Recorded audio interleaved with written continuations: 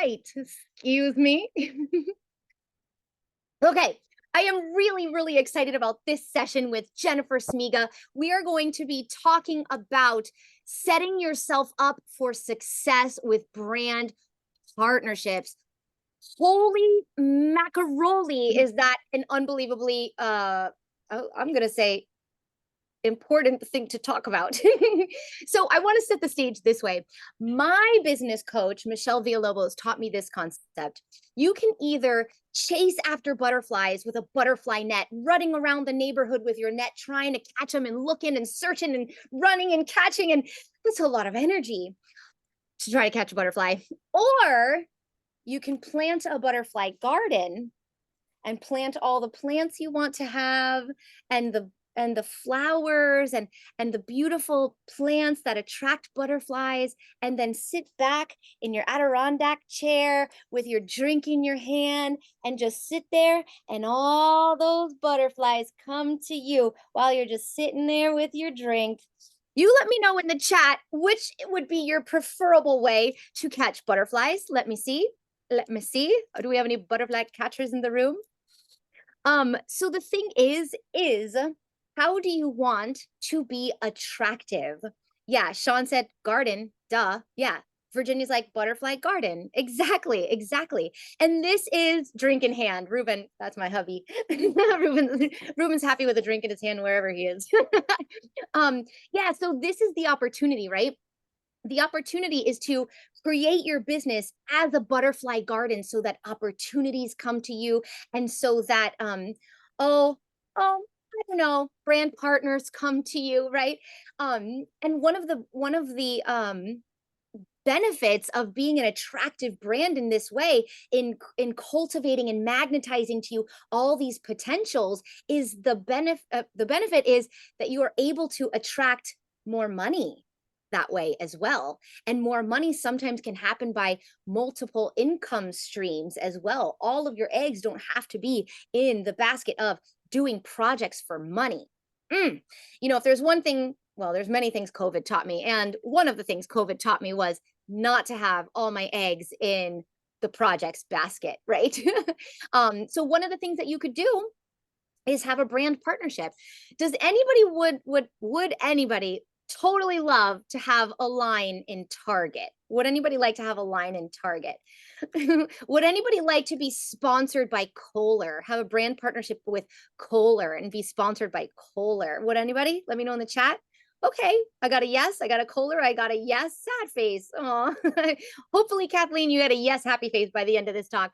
Virginia's yes. Cynthia's yes. Laura's yes. Okay, we're getting a lot of yeses. Okay, so it's almost unanimous, I think, that people are attracted to this idea. Here's the thing. Here's the thing. Everybody's saying yes. Post in the chat if you have that. If you have brand partnerships already in place. Nope, nope, nope, nope. No, nope. So here's the thing. This kind of stuff, it doesn't happen by accident, right? It's not like you are walking down the sidewalk and you trip and fall into a brand partner's lap. That's generally not how it happens. How it generally happens is by doing it on purpose, And so, since I know this is incredibly important, I knew that I had to bring someone to the A-List Interior Designer Summit with incredible expertise on the subject. And so, welcome Jennifer Smiga into this room. And I want to tell you why Jennifer Smiga is in this room, and you're going to be prepared to be impressed. Jennifer is the CEO of an agency called Ultraviolet Agency. It's in Homedale, New Jersey. It's a digital marketing firm specializing in design, building, and home brands, with a passion for establishing connections across digital platforms, including email, social media, and the web. Ultraviolet drives growth and cultivates vibrant communities. Jennifer's expertise in brand strategy, content marketing, and social media fuels Ultraviolet's success. She is also a regular speaker at industry events, including the Design Influencers Conference, the A-list Interior Designer Summit. Additionally, she serves on the advisory board of the Interior Design Educators Council Foundation. Before founding her agency in 2010, she worked in the nonprofit sector, growing high-profile organizations including Bette Midler's, yes, you heard me right, Bette Midler's New York Restoration Project, Center for Reproductive Rights, and Clean Ocean Action.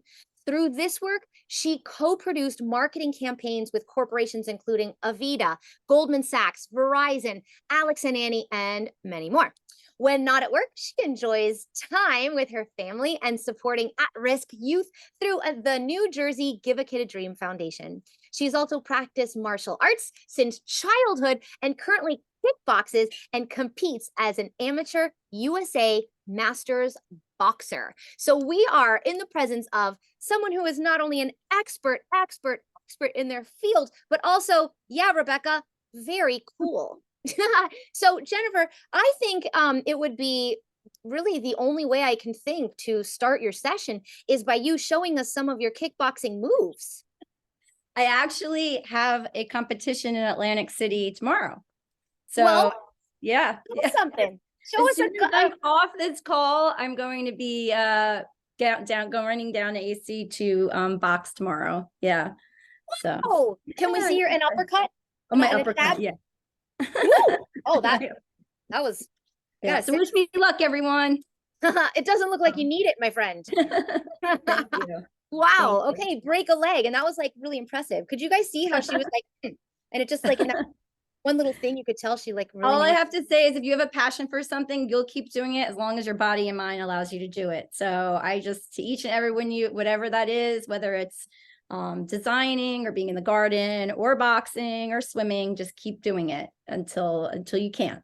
So preach it, girl. Preach it. Yes, love that. Thank you for that inspiration. Okay, you're getting a lot of best wishes in the chat. Thank you, everyone. Thank you. All right, I feel it. You're gonna win that easy. Okay. All right, Jennifer, this is such an incredible conversation and has so much potential to grow into a lot of incredible, amazing directions and fingers and ways. Where do we start with wrapping our minds around all this stuff? Sure, absolutely. I mean, really, it starts with you. Really be authentic to yourself. What are those products that you love, those brands that you love? I mean, if you go to events and market, walking around, meeting the reps, learning more about the companies, and then really if there's, so for example, if there's content or a project you're working on and you're using a specific tile in a design, you should post a story with the materials mood board, tag the company, comment on their feed, just really building that relationship that's out of the inbox, going to events, meeting people, connecting, and just staying in touch and being helpful, really talking to the brand and staying top of mind, marking those reminders in your calendar to kind of spend a little time doing like you would sales, look at the product partnership relationship similar, like try to cultivate that, like you said, build your garden. This is really beautiful, and the wisdom that I'm hearing as a sort of culmination of everything that you're saying is authenticity and relationships. Absolutely. And to put that in a sentence, we can say authentic relationships. Yeah, I mean, be you, and you'll attract the people that that you work well together and can bounce ideas off each other. And it could turn into a simple product placement where they're giving you product in exchange for a project. I know some of you maybe participate in the one room challenge. So these are all different ways that you can get product from brands. And then also it could become, as you build your base, it could become a paid relationship, right? Where you get product and payment for the work that you do. And then eventually those target spots, right? The product licensing, you're filling the gap in some product line that someone needs because you can, design that piece that someone needs for a collection. Okay. I'm like, reeling here. So let's back up a second, because we're like, I feel like you're casually mentioning things that are like huge deals. Yeah, huge deals.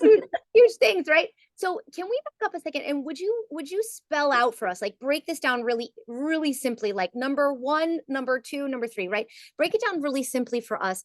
what are the potentials? What's the end goal? What are we looking for? What are the possibilities with brand partnerships? And maybe let's start with, what is a brand partnership? Sure. The brand partnership is really a relationship. Again, this is a word we're going to use a lot, right?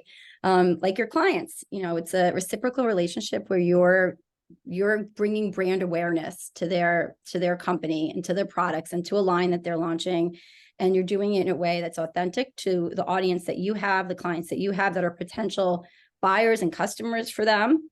And you're doing it in a way where it's working into your projects, your aesthetic, and it's just effortless, right? It's effortless.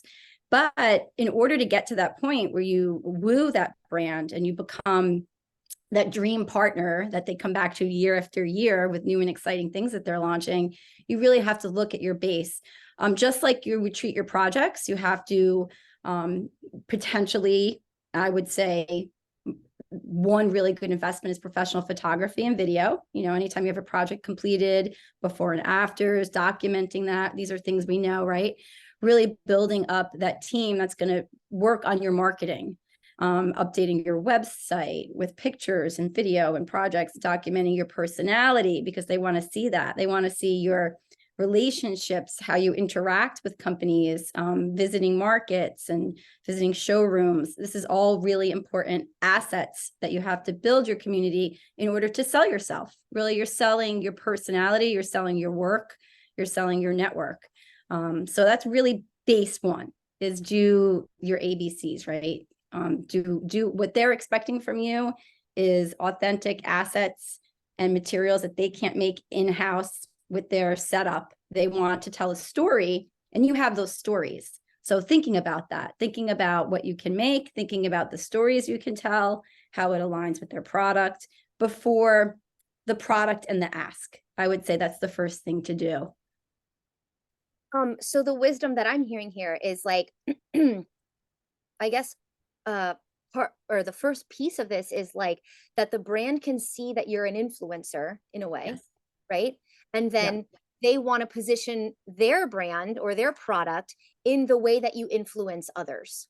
Absolutely. And I think the word influencer for people is intimidating, because you hear that and you think, oh, I have to have these big numbers. And the brands are recognizing now in this shift that it's really about engagement. They're looking for engagement percentages. You can have 5,000 followers and really worked hard and have a better engagement rate than someone with very large followings. So they want to see that there's actual true people in that group that interact with you and are going to hear about the product. Yeah, Anna wrote in the chat, she's like, that's a dirty word. What was it? I know people really they hear that word and they think it's just this lifestyle, massive, big term that's not applicable to them. But, we all have influence in some way. So we just have to think about how to tell that story. And yesterday we had an incredibly deep and valuable, wide, deep, amazing conversation with Rachel Moriarty, who is I know on with us right now. And if you didn't watch that session, definitely check that out in the recordings. And if you want to grab the recording, you can do the VIP upgrade package into the A-list bundle, and you can grab Rachel's session there where we like deep into this idea of influencer. So Jennifer, okay, what are some financial benefits of having brand partnerships? Sure, absolutely. So first is the actual product placement fee, right? Like your client, you're saving, whether it's a personal project, because there's two pieces to this. You could be doing a personal project and using product from a company. You can be placing product in a client's home, right?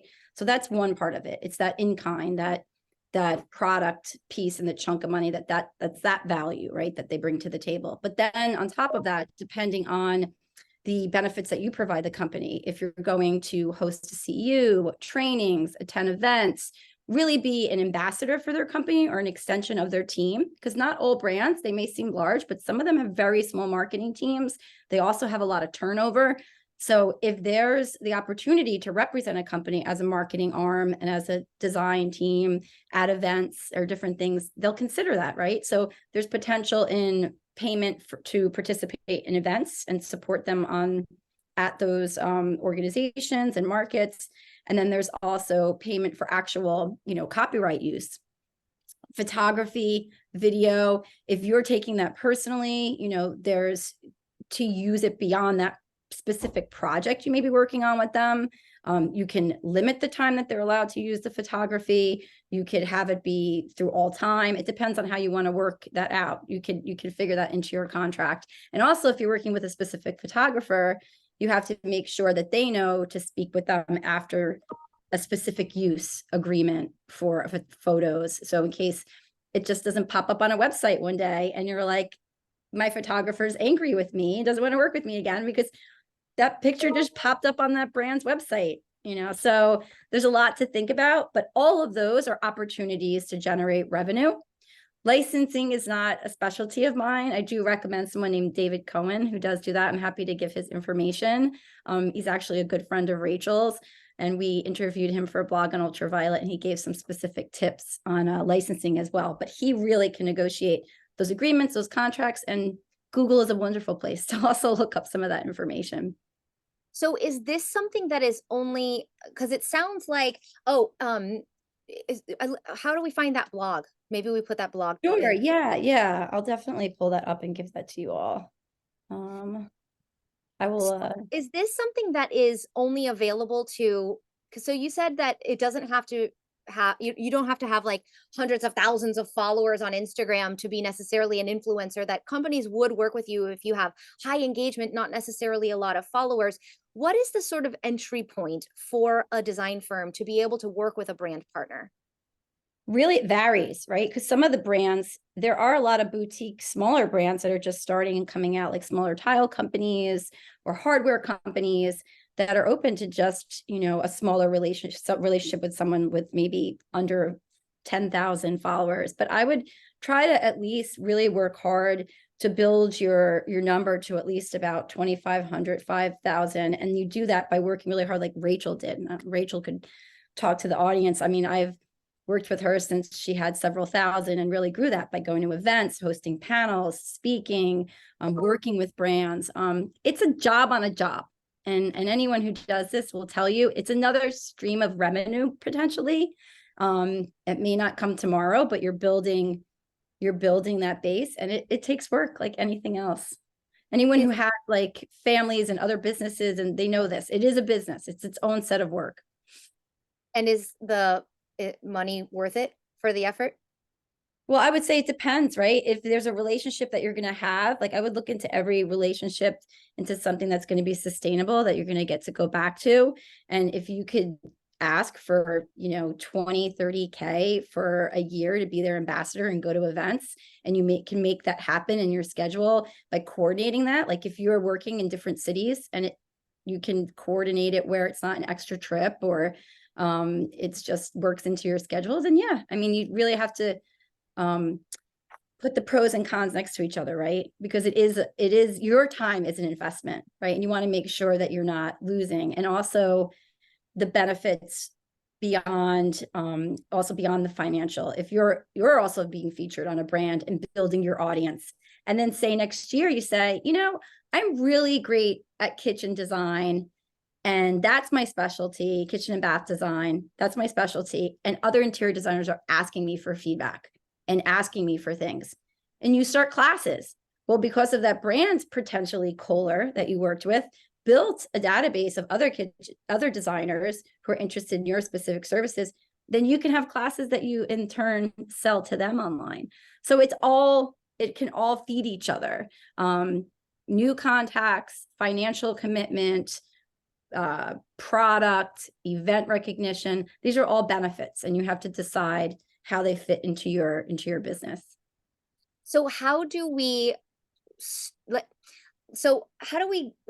okay, Tara's has oh my gosh, hello tongue. Hello.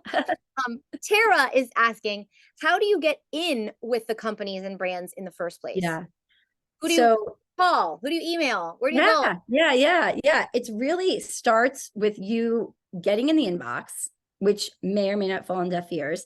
But if you are on social media, you are on LinkedIn, you are looking for the marketing rep within there. And it could also be the sales rep. You can go different avenues because the sales reps also like content. They also like to network. So befriending these people online and saying, listen, I'm a big fan of your product. I have a specific project I think it'd be perfect for. That's one way to go about it. Also, like I said, making time to follow and engage on their social accounts. If they see you're a designer, you're someone who could be a voice for them, and you're resharing content, commenting on their content, using their product, like being authentic, right? Being like, I use this product. It's not just something that I want to use in the future and I'm, stalking you. I'm an actual fan and user, right? So being really able to not just ask, but give back, right? You're on their radar, getting on their radar, meeting at events, visiting, taking photography when you go to an event. High Point's coming up. There's a brand at High Point. Go take pictures while there, do some reels, some stories, do something really fun and creative to catch their eye and attention. And then say, hey, I put this up. I hope you guys see it and enjoy it. After High Point, maybe we can get together and talk. I might have a potential project we can work on together. It just very simple, just getting getting in there and starting that relationship and that conversation. Yeah, and I hear you on this authenticity piece. It's like it wants to be a product you're already using, already buying, already promoting, Yep. and then show that company, like, I just want you to notice, like, I'm already promoting, I'm already using. And I remember once I was talking to Kravit, and Kravit was saying that they approach the designers who spend the most money with them. So they, at the end of every year, they see how much designers are spending with the company, and then they Yep. take top 1, 2, 3, and reach out to those people like, hey, you're already buying our product. What about we like do something together, right?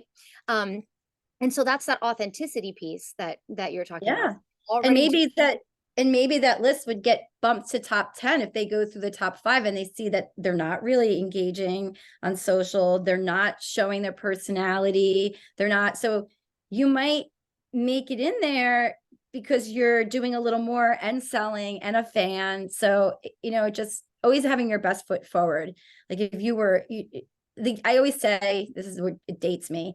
Like if you walked in a conference room or you weren't in the yellow page, like all those things, you didn't do those things, right? If you walked in a conference room and didn't say anything to anyone, like it's the same thing with social media. Like if you're not participating in some way and being consistent, they're just going to see that's, you're not professional. At this point, it's about being professional, being active.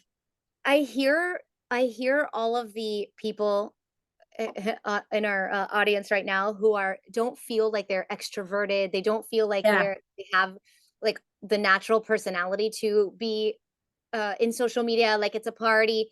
What do we say to those people who really have desire to have brand partnerships and don't have desire to um, be out there in the world in the way that you're describing? Find a buddy, find an accountability partner. Definitely. Even if it's, a girlfriend that comes over on a Friday night and you and her together, like whatever's going to make it less painful, make it fun, right? Find a person to go on this journey with you. Even if it's one day a week, make the commitment to figure out what you're going to talk about, what you're going to show. If you're on a project, you don't always have to show your face. That's that's a myth. Like on social media right now, they have the gimbals and great contraptions and technology that you can use. I actually have a suggested tech list that I'm happy to send anyone if they're interested, that really kind of narrows down the things that you'll need, that you don't have to be the face, but you can show the room and you could talk. There's ways to do voiceovers and green screens now. There are so many ways on social media to tell a story without having to do your makeup and your hair and all the things, right? So you could still have the sneakers on. Like you could still do the things. Like it's okay. Yeah. So what I'm hearing you say is like it's not okay to not do the social media game. It's No. okay not to be your face on it, it's okay for it to be uncomfortable, and it's not okay not to do it at all. Like, that's the thing. Yeah. I mean, I'm married to an introvert, and like he still goes to the conferences. He still walks in the room. He still has the meeting, and but he also is the introvert that talks to two people and has really good conversations. So if there's two, you're doing the thing on social media and you work with two brands for your whole career, but they're amazing brands and you're focused on them, that's okay too. Like, this doesn't have to be an all or nothing. This could be baby steps. But yeah, I think accountability partner, like I have a whole team, even ultraviolet, we have our own struggles. We all have struggles like on social media. I have, a whole team that doesn't want to be on camera. So we figure it out. We support each other, so we like to do the things for other people and support our clients. So Beautiful. And I think also, like, yesterday we had an incredible conversation about mindset. And I think that part of the work gets to be, what's your mindset around why you have such resistance to being on social media? What's the mindset? Is it fear of judgment? Is it like, what's the thing, right? mhm. Okay, so Jennifer, one of the things that I'm hearing is there are two different typologies of brand partners, it sounds to me. Like, one is this like huge national company or global company, like a Cravat kind of a thing. And then there are local tile shops. Like, I don't want to call it mom and pop, and we'll call it like geographically um, uh, relevant places wherein your geographic relevance and their geographic relevance might be a good fit, so that even if you're not this like 20,000 follower um you know designer, you still can have a really strong brand partnership. Yeah, absolutely. Being local is a big strength. I think we just shared the same. We had shared some mics too, right? I'm sharing with you, and sorry. So your question is, how can you really focus in your efforts locally, as far as partnerships?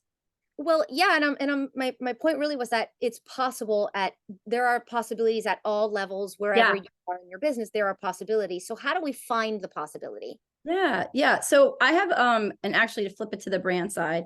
So I have a brand in New England that supplies exterior stone for like home makeovers, like front steps and mail posts and lamp posts. And one of the things we did is we reached out, we're like, oh, we're the New England influencers. We work with Eva Murray, and we did her home. And then as we were doing this, we realized there's a whole community of realtors who are trying to sell homes and do upgrades. And these were easy upgrades, like steps, lampposts and things that could be done like in a weekend or a day. So thinking outside the box, we started talking to realtors, and then they became influencers for us. It wasn't necessarily the lifestyle folks or the designers. So thinking about like, maybe that's like, there's businesses that aren't necessarily brands that you can go in and offer to partner with, maybe a franchise in the region, have some sort of renovation or partnership. There's a lot of different ways you can do that. Like, when you start thinking outside the box, unexpected partnerships have done really well in the last couple of years, and there's a lot of fun ones out there. So, lipstick and jewelry, like all different types of partnerships matched up. So I think we could do the same thing in the design world.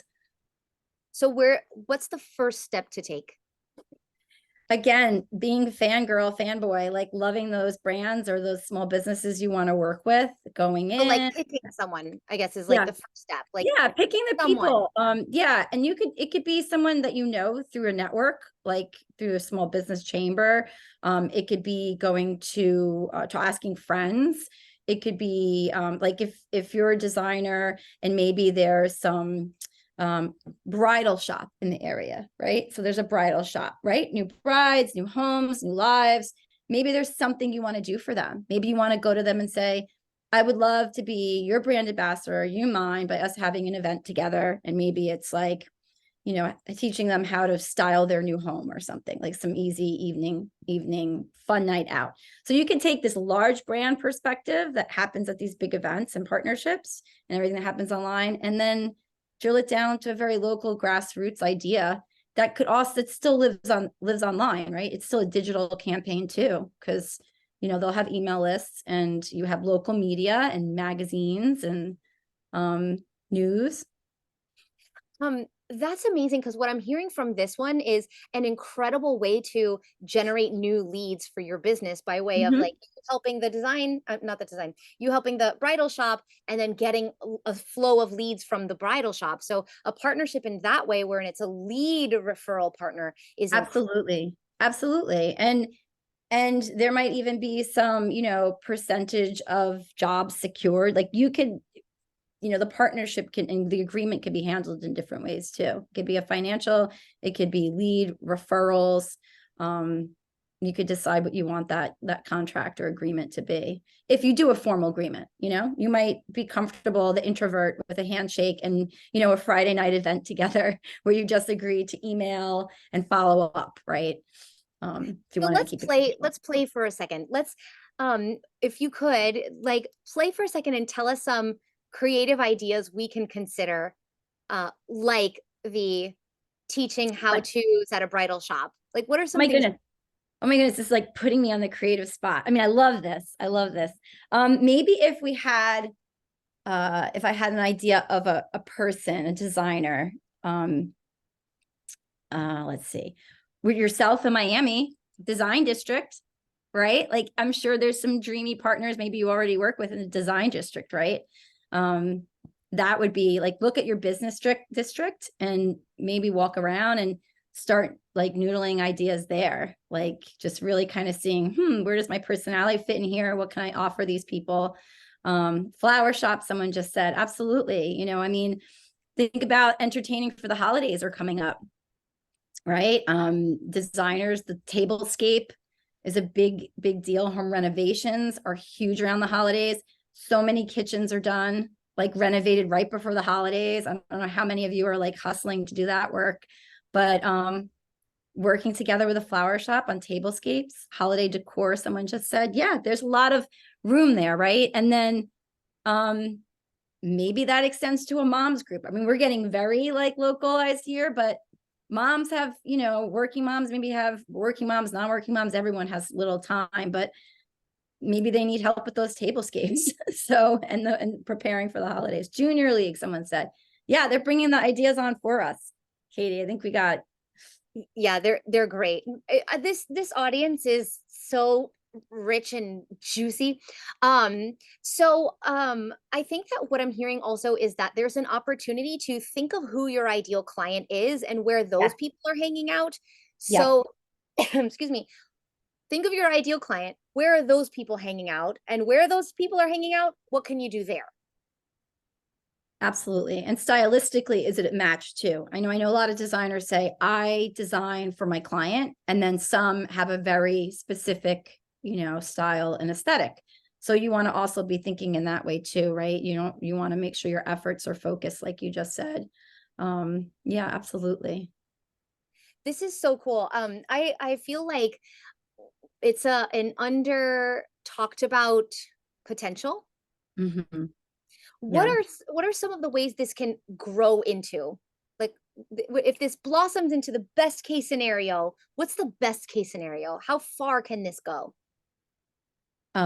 There's a lot there's, I would say it depends on what your goals are, right? Set your expectations and your goals right away, right? So it's creating a campaign, I would say, an exciting campaign with a brand. If that's your goal, to work with a large brand. If your brand is to just keep it local, work with a couple small folks, that's great. But if you want to really get to the level where you have a consistent relationship with a brand, it's important to really get your social media or your content in order, right? That you have a regular cadence for the work that you're putting out there.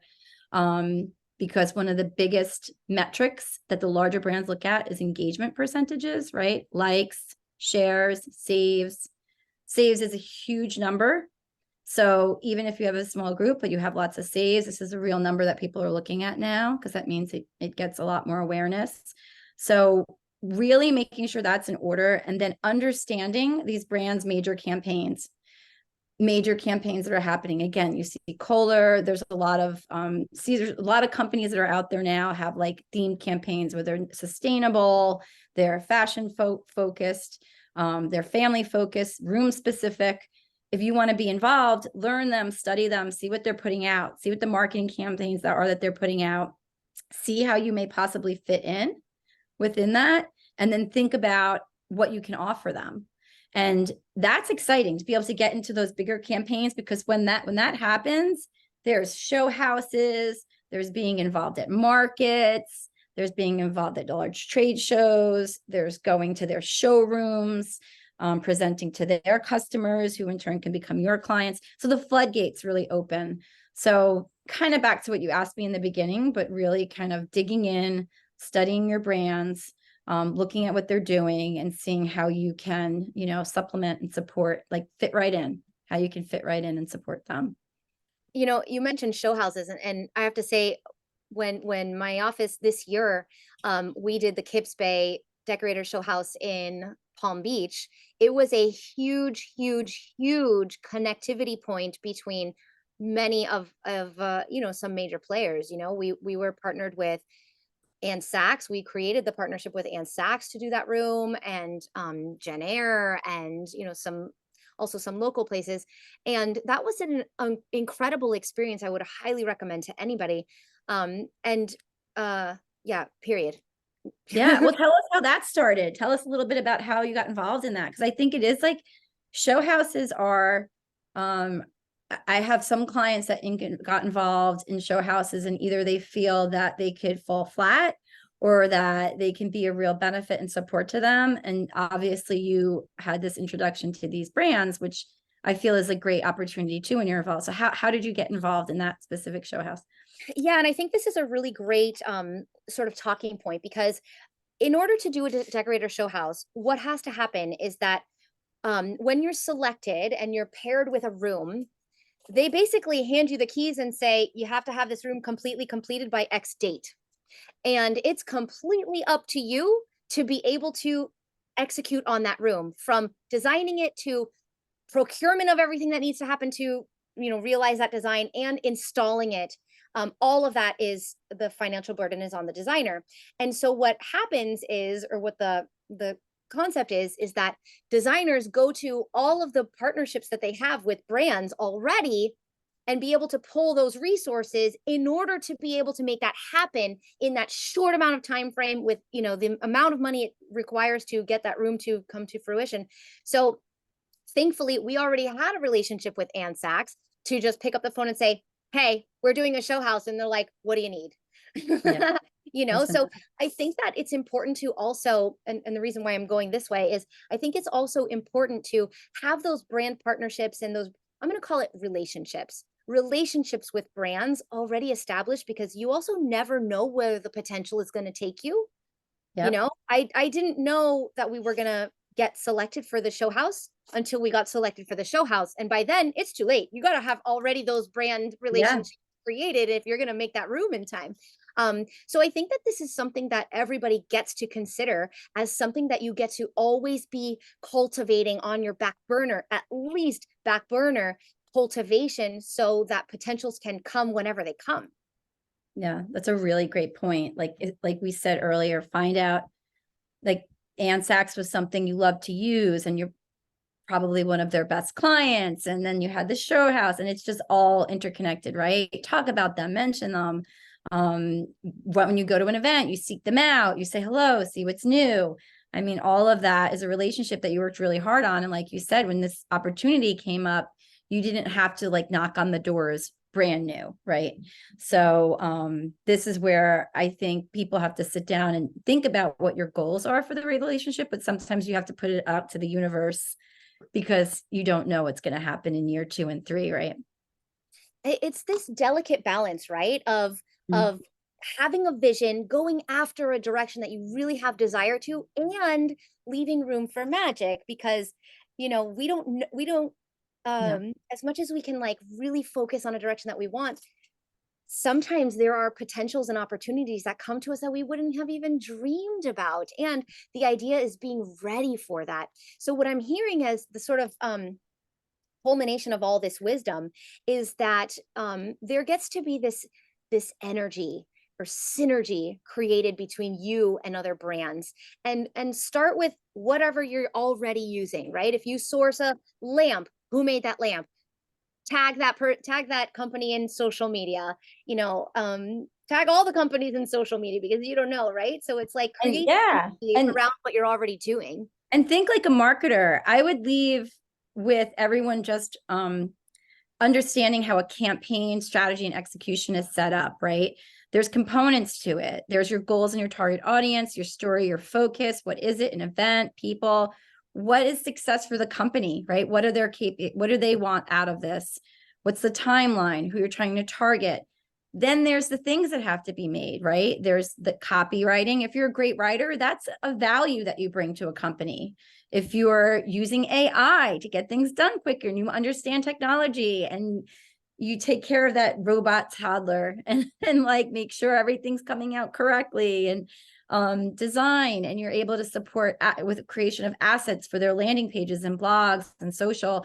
This is all really important if you understand SEO a little bit. So becoming a marketer will be beneficial too. So there's tons of classes out there. HubSpot, we're a HubSpot agency. They have tons of classes online. There's lots of social media organizations, and just really kind of think like that and research the campaigns that are happening out there, and kind of see where you have that authentic voice that will fit in. This is beautiful. So powerful and important, and the opportunities that exist in this idea, the ideas in this conversation are infinite. Yeah. So Jennifer, we're about to move into question and answers. Before we do, I want to give you an opportunity to give us, like, if you want to, like, oh wait, hold on, I want to give one big takeaway, or like I want to say one more thing. Yeah, absolutely. I'm gonna take my takeaway notes over real quick that I shared with you guys earlier, because there's a lot of things I want to make sure you guys take out of this. The business of influencer marketing is about relationships, and it's much more personal when you take things out of the inbox. So going to the event, meeting people, just treating it like a client, and really kind of paying attention. And if we're on the garden theme, watering it, nurturing it, seeing where it grows, where it will take you, right? Brands seek access to engage audiences. So really understanding. That's one of those things that you just said, like, no big deal, and that's really something. Say that again, slow, and then Brands seek access to engaged audiences. So that's really important. That's a writer downer, guys. If you didn't write that down, write that down. Brands are seeking access to engaged audiences. Write that down. That's so good. And again, you don't have to have the large, and understanding your engagement numbers, the likes, the shares, the comments. You don't have to have a large audience, but they need to be engaged.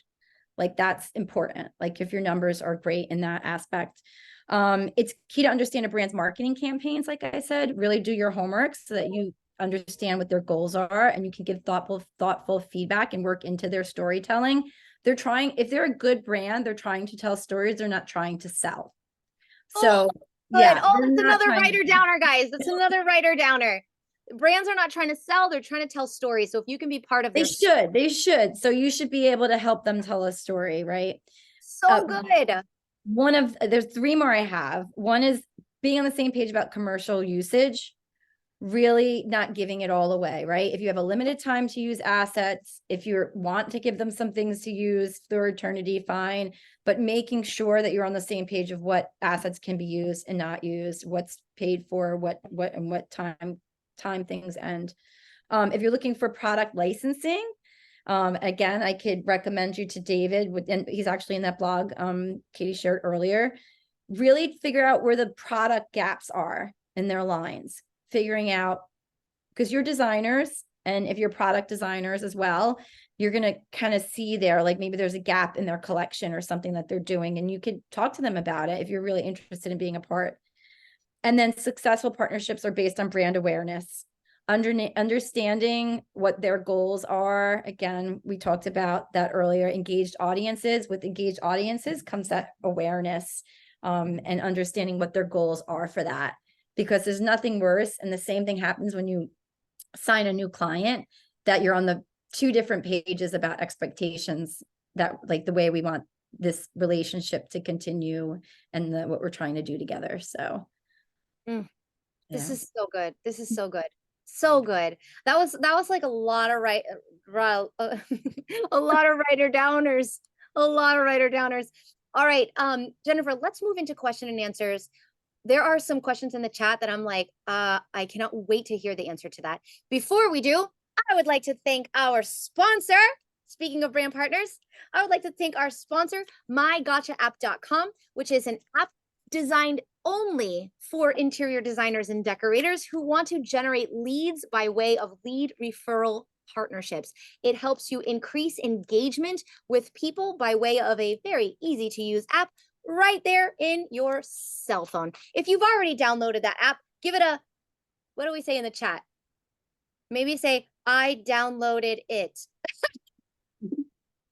Done. Done. Okay, done. That's better. Done. Beautiful. All right. Cynthia's like, got it. Delinda's like, did I miss the word for sentence? We're about to do that right now, Delinda. Tammy said, done. Beautiful. All right. So Virginia, done. Lots of gotcha app users here. Perfect.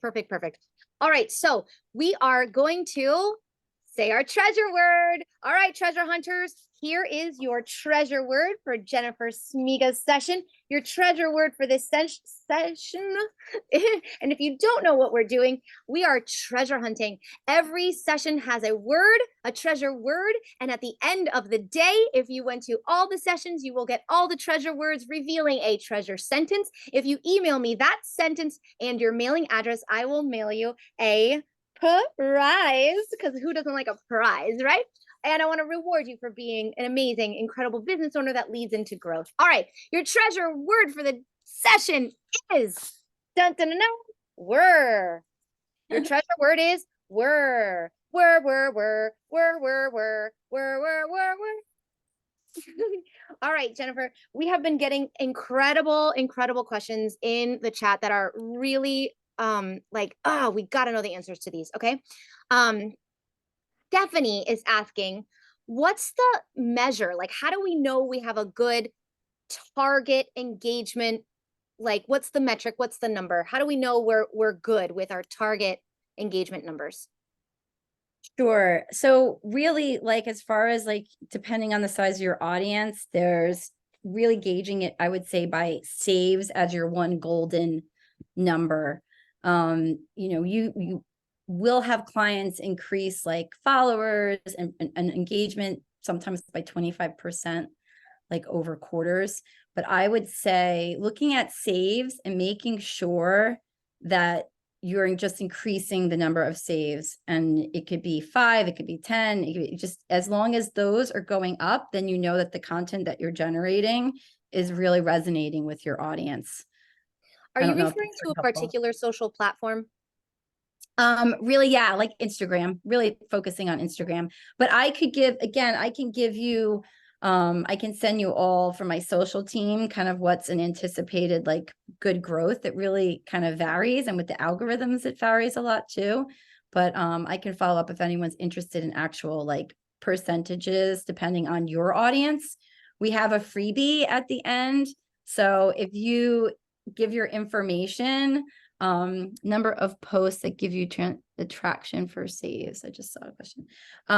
Instagram is now saying a minimum of 3 to 5 posts a week are their recommended number. So, but saves really comes down to if your content is resonating with your audience. So if you see something that's getting more saves, really kind of look at that content and analyze a little bit. Maybe you can figure out why it might be getting, more saves than another. I had a client that showed a really funky, fun piece of furniture, and the saves were off the wall. The views were off the wall. So definitely incorporating more furniture finds for this person over the course of their work. So you just got to see what's working for you. Yeah, because I was gonna say, I imagine that every designer is going to be different in the thing that their audience finds resonant for. So if they do the giveaway that we have, which is a SEO audit, we can also look at their social for them and give them a little audit as well. I hope you guys are realizing how generous that her gift is to do this audit of your channels. and realize how incredibly valuable the A-list interior designer summit is. I'm glad you're here. Yeah, Dana's like amazingly generous. Thank you. Okay, beautiful. All right, so Libby is saying, how much time is recommended to get to know a company? I tend to be very cautious. Do I throw caution to the wind and just go for it? How many partnerships is good? Okay, that's two questions. So first, does she throw caution to the wind and try to get to know any company, or should she like really do her research? I think she should start with the people that she already likes and knows well. So there should be less research because they're people that she's already into. And really, I would say treat it like a sales, or treat it like a regular work that you can work into your weekly schedule. If you find there's a time of day, like a Friday morning or a Monday afternoon, where you can give an hour to actually really just sitting down and looking at their websites, what they're doing on social media, and just say, maybe you want to do one company a week. Like just say, I'm going to look at a different company each week and really kind of dive into them and get to know them better, or one company a month, and once a week in that month you look at a company. And as far as how many brands, it's going to be based on your time, like what you can give, right? If you're very busy and you have someone in the office that can help do that research, great, and maybe report to you on what they found and update you. If it's something you're a solo designer and you are it and you have to work into your schedule, then you're going to be able to give less time to it. So it's really a matter of like, how can you work it into your existing schedule, because you're not going to see revenue in the first 6 months. You could have a quick win potentially, depending on your audience and your engagement. But if you're just starting, you really need to build that foundation first. And I think that is going back to what we were talking about earlier, which is like, do it as part of your intentional organic, what you're doing anyway. Like when you post a picture of a completed project, tag all the people that are, or companies that you used in that picture, so that that is already started, that synergy is already started. So Libby's follow-up question to that, oh, okay, Libby has two follow-up questions. One is any overlap between companies a concern? Absolutely. Like exclusivity is important. So, and I do know people that have, got into muddy waters with this, where, you definitely don't want to show like 2 rug companies in 1 week, 2 lighting companies 1 week. I mean, it's a matter of mutual respect. Think about yourself, right? And how you work. Like you wouldn't want someone in the same city as you showing up to their event that they're hosting with potential customers, right? That might be a bit of a conflict for you. So it's the same thing. What I would do is I would go by category and maybe start with one brand per category, like a textile, furniture, lighting, hardware, surfaces, and kind of start from there. And then that would be my recommendation. Make sure people have exclusivity, I would say. If there's something very different about 2 companies stylistically, then that's, a preference that could work too. That could be fine. And also maybe noticing your own patterns of what you're using more often than the other, right? If you're like have a tendency to use this one company a lot and you're noticing like, wow, almost every one of my projects has this particular company, then maybe that's one that you could find a natural. Yeah, like Ann Sachs was a no-brainer for you, right? That's like, yeah, so. And then Libby also says, and what if the company goes south and my name is connected with them? Does that ever happen? There was just a furniture company. I'm sorry of the name that just came out on that actually just closed too. It's very rare. Oh, there we go. Yeah. Mitchell Gold, right, exactly. That is beyond your control. There's things that happen on the investor side, but if you have a good liaison and you've been working with them for years, if there's really bad, like something like that, I don't think is going to be a reflection on any of the designers that were involved if a company goes bankrupt or closes their doors.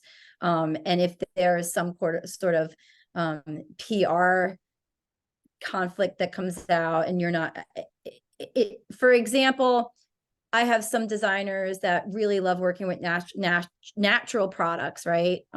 Sustainable materials. So they might not necessarily work with man-made goods. They might prefer a surface that's natural, like natural stone versus a quartz, or so they're that kind of thing. Like if you don't want to get like the quartz industry right now, they're having a lot of problems with asbestos and cancer, and there's some things we might not want to be tied to. So do your research, like I said, and just make a decision for yourself. But if someone decides to close the doors or something like that, like it's no reflection on you, like and your love of a product or something that they manufactured. I don't know if that answered her. Yes, research, research, research. Research, right? Yeah. Mhm. Intentionality. Okay. Stacy McCarthy, whom I love, is asking, I'm relaunching after taking a big step back the last 3 years and moving across country.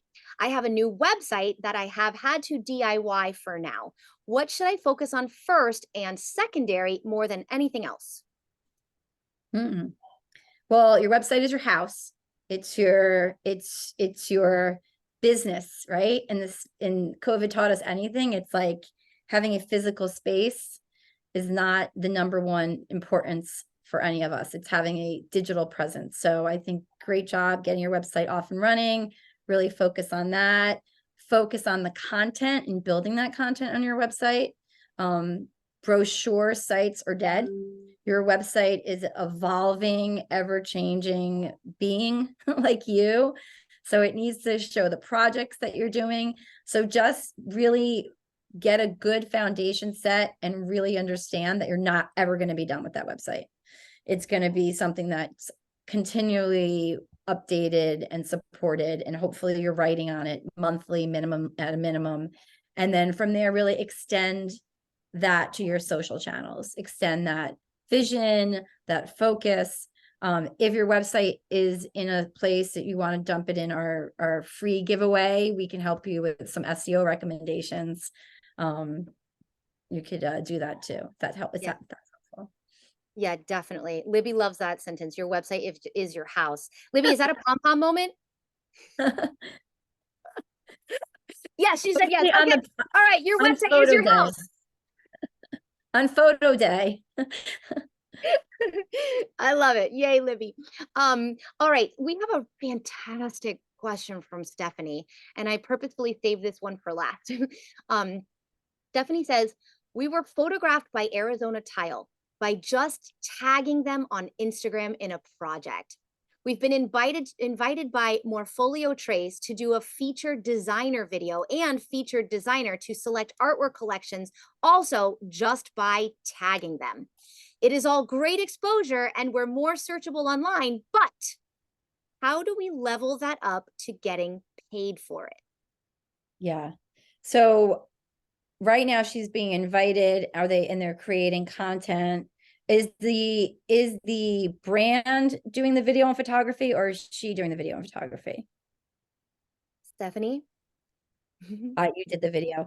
So what I would do is I would go through the first year partnership with them, and then I would talk to them about underwriting your expenses of video and photography. And I would, yep, and they did a blast. And I would also get a little more of an understanding of their audience and how you can segment, potentially they can help you segment that audience to focus on potential customers for you. Like kind of talk to them and get an understanding about who they're sharing this material for, what's the end game for you, how you can work together to support one another. And then see, is there, because right now, everyone is the time that these companies are looking at their budgets. And so if you want to continue to create content for them and you want to get paid, I would definitely start with at least approaching a contract to underwrite the cost of the assets that you're creating. And then potentially if you love working with them and you're doing well, ask them if there's opportunity to represent them at events, trade shows, in the future, to continue to do that and maybe create some kind of monthly, almost like contractor, like present a contractor agreement where, look, I will do this many training videos, I will do this many mood boards, I will do video for this salary or rate for the year, and it's going to be less it's going to save them money no matter what. You're going to make money and they're going to save on a salary and insurance and all of that other great stuff because they're going to have this awesome work with you. Plus they're going to be able to tie their name to a professional. That's really great. Great wisdom there. And I would also like to add or share a personal story. We have a partnership with someone right now in the design district, a showroom in the design district. And in that partnership, I'm doing spokesperson sort of things for them wherein they're like using our brand as a sort of launching point for them. And in return, our agreement is they bring me leads. So you could also consider payment not in terms of money, but payment in terms of leads.